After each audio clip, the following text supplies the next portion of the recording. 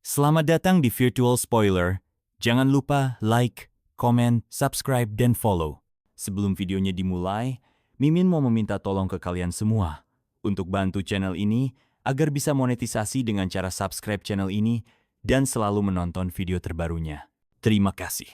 Kita lanjut ke videonya. Chapter 807, Skala Bulan. Aura pedang dingin milik Li Yi tiba-tiba membeku di udara, seolah ada kekuatan tak terlihat yang menekan dan menghentikan sinar pedangnya di tengah jalan. Ruan Zimao muncul di depan Shi Guanyu dan Wang Lixin. Tatapannya dingin, suaranya tenang. Ini adalah acara besar. Pertumpahan darah tidak diperbolehkan. Mata Li Yi dipenuhi niat membunuh saat menatap Ruan Zimao. Beberapa detik kemudian, ia menarik pedangnya kembali. Aura di sekelilingnya perlahan mereda. Baik, aku akan memberimu wajah dan mengampuni dua pengecut ini. Jika bertemu di arena nanti, sebaiknya mereka langsung menyerah. Shi Guanyu dan Wang Lixin gemetar karena marah, tetapi mereka tidak berdaya. Jika tadi mereka nekat maju, hasilnya hanya kematian. Ruan Zimao belum tentu akan menyelamatkan mereka untuk kedua kalinya. Ruan Zimao menatap Li Yi dengan dingin, lalu berbalik kepada keduanya. Menang dan kalah adalah hal biasa. Kalian tidak perlu menyimpannya di hati. Keduanya menatap Ruan Zimao penuh rasa terima kasih. Setelah memberi hormat, mereka mundur ke kerumunan tanpa berkata apapun.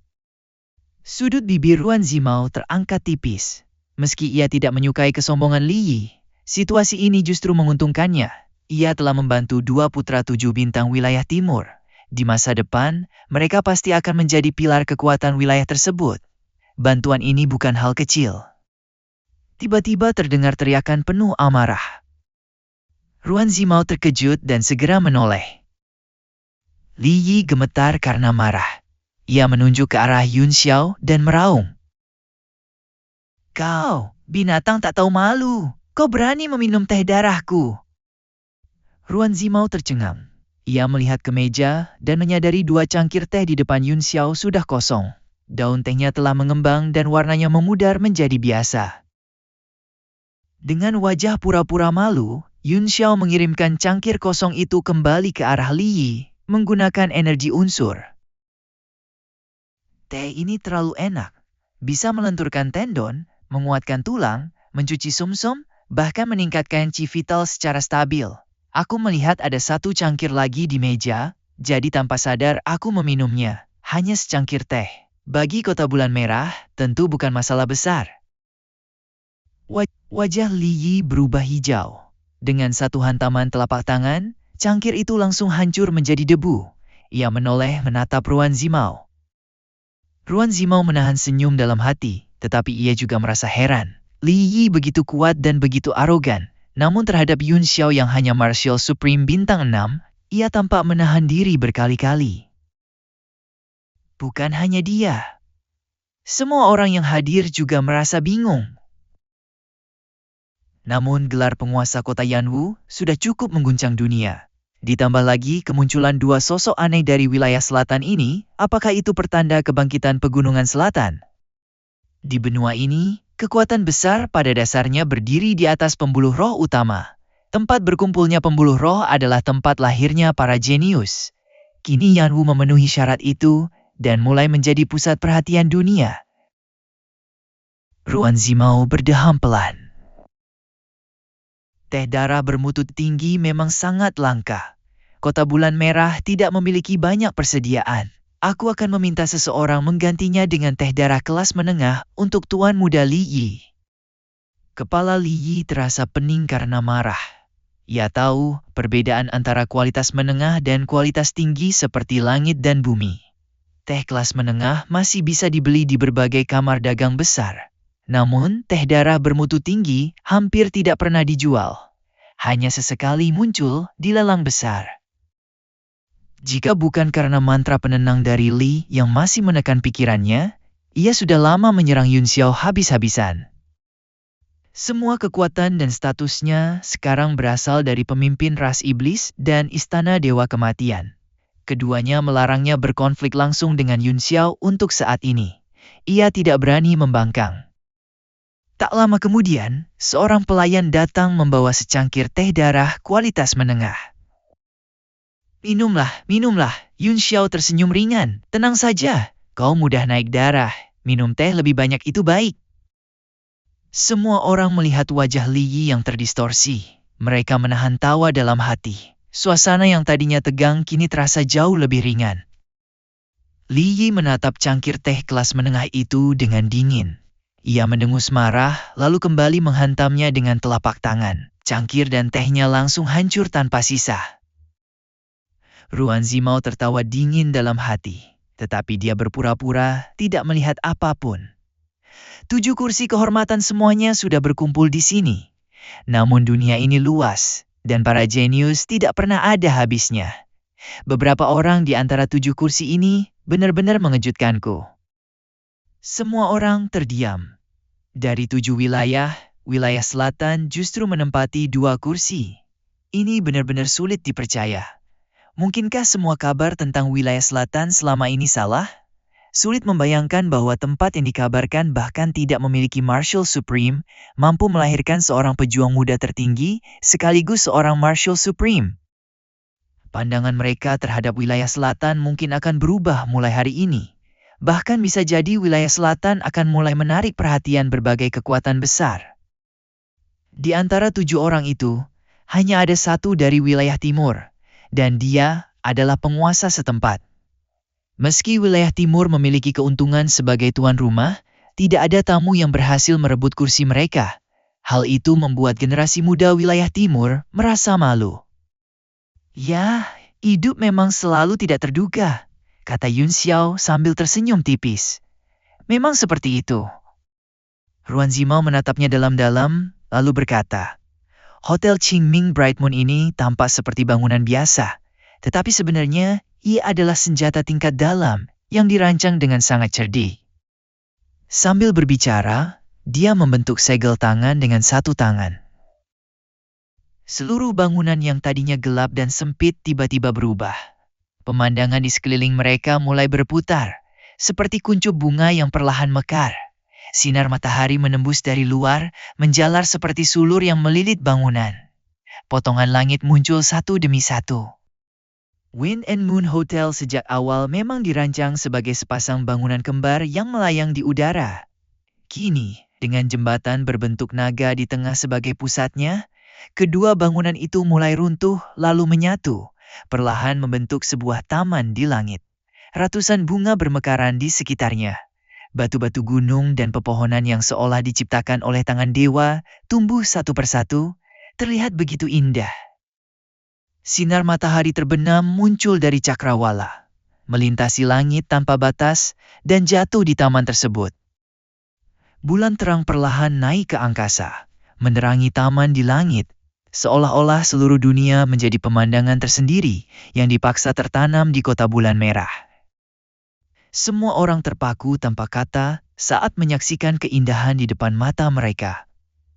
Mereka hanya bisa memandangi taman yang melayang di antara awan dengan bulan cerah menggantung tinggi di langit. Bahkan, terdengar suara mata air pegunungan yang mengalir lembut di dalam taman. Puluhan ribu meter di bawahnya, langit terbentang cerah. Ini benar-benar. Sebelum datang ke sini, aku sudah mendengar dari para tetua keluargaku bahwa bangunan angin dan bulan adalah keajaiban dunia. Tapi bukankah ini terlalu menakjubkan? Kata Bei Ming Layun sambil tersenyum masam. Apakah benda seperti ini benar-benar bisa dibuat oleh tangan manusia? Ruan Zimao juga menghela napas. Meski bangunan angin dan bulan ini tidak memiliki kegunaan tempur yang berarti, nilainya bahkan melampaui senjata mistik tingkat 9. Hanya alkemis yang benar-benar bosan yang punya waktu untuk membuatnya. Semua orang tersentuh.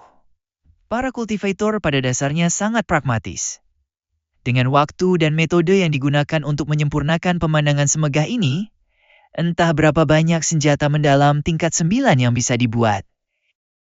Kalian sudah menikmati hasil kerja keras orang lain, lalu sekarang menyebutnya membosankan? Yun Xiao memelototi mereka. Kalau kalian semua merasa ini tidak layak, kita turun saja dan mencari kedai kecil untuk duduk. Saudara Yun Xiao, sepertinya kamu sangat membela para alkemis, kata Beiming Lai Feng sambil tersenyum. Apakah kamu juga seorang alkemis? Yun Xiao menatapnya dengan dingin. Jangan panggil aku saudaramu. Aku tidak memiliki kesan yang baik terhadap orang-orang dari Istana Kegelapan. Soal dao sihir, aku memang mempelajarinya sedikit. Semua orang terkejut. Tatapan mereka tertuju padanya dengan rasa heran. Sekalipun ada permusuhan, biasanya orang tetap menjaga kesopanan di permukaan.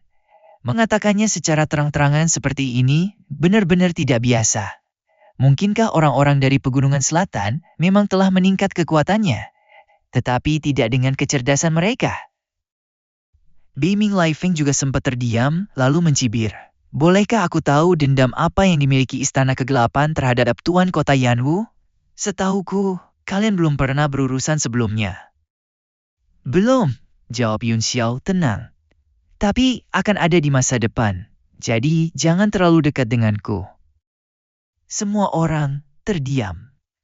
Bukankah ini jelas upaya sengaja untuk mencari kebencian? Terlebih lagi, yang ditantang adalah Istana Kegelapan, salah satu dari 7 negara adidaya. Sebelumnya, dia juga sudah menyinggung Cheng Haomiao dari ras Soul Devourer. Jelas sekali dia seperti sedang mencari kematian. Beiming Lai Feng pun kehilangan kata-kata. Benarkah ada orang seperti ini? Pikirannya mendadak kosong, dan dia tidak tahu harus menanggapi bagaimana. Haha, kamu punya karakter. Aku ingin tahu apakah kekuatanmu sebanding dengan amarahmu. Darah di tubuhku sudah mulai mendidih. Aku benar-benar ingin melihat seberapa kuat jiwamu sekarang. Cheng Haomin tertawa terbahak-bahak. Setelah itu, dia bahkan menjilat bibirnya, membuat siapapun yang melihatnya merasa merinding. Alis Ruan Zimao berkerut. Kemunculan 2 orang dari Pegunungan Selatan ini benar-benar di luar dugaannya. Awalnya, dia sangat yakin dengan arena kelompok ini dan merasa semuanya berada dalam kendalinya. Namun sekarang, satu-satunya variabel justru 2 orang di hadapannya. Zhu Shunqi mengangkat kepala dan memandang ke langit dengan raut penasaran. Saudara Zimao, bulan terang ini palsu, bukan? Tapi mengapa tetap bisa memancarkan kekuatan cahaya bulan yang begitu kuat? Bahkan tidak berbeda dengan bulan asli. Begitu pertanyaan itu diajukan, semua orang juga merasa keanehan yang sama. Ruan Zimao menenangkan pikirannya lalu tersenyum. Meski bulan ini buatan manusia, ia adalah GUI bulan yang dirancang dengan perhitungan sangat presisi. Ia menyerap kekuatan bulan melalui formasi di taman ini. Tingkat kecanggihannya benar-benar sulit dipercaya. Salah satu fungsi terpenting GUI bulan ini adalah untuk menghitung bulan merah. Menghitung bulan merah? Semua orang tampak bingung. Beberapa bahkan terlihat terkejut dan linglung. Pupil Yun Xiao sedikit mengerut, seolah sedang memikirkan sesuatu. Dia mengangkat kepala menatap bulan terang itu, dan matanya dipenuhi pemikiran mendalam. Ruan Zimao melanjutkan. Inilah asal-usul nama Kota Bulan Merah. Sepanjang tahun, bulan di langit memang terlihat normal. Namun pada waktu tertentu, jika seseorang memandang ke langit dari Kota Bulan Merah, yang terlihat hanyalah bulan merah seperti darah. Dari situlah nama Kota Bulan Merah berasal. Bulan merah seperti darah? Bagaimana bisa ada hal seaneh itu? Lu Yuxing terkejut. Bulan hanya satu, dan seharusnya tetap sama dimanapun di benua bela diri surgawi ini kita melihatnya. Aku belum pernah mendengar ada bulan yang bisa berubah warna seperti itu. Ruan Zimao terkekeh pelan. Kamu benar, Saudara Yuxing. Dalam keadaan normal memang seperti itu. Tetapi pada waktu tertentu, ada pengecualian. Saat itulah alam surgawi di wilayah timur memasuki masa pembukaan di akhir zaman. Terima kasih sudah mendengarkan Virtual Spoiler. Sampai jumpa di pembahasan berikutnya.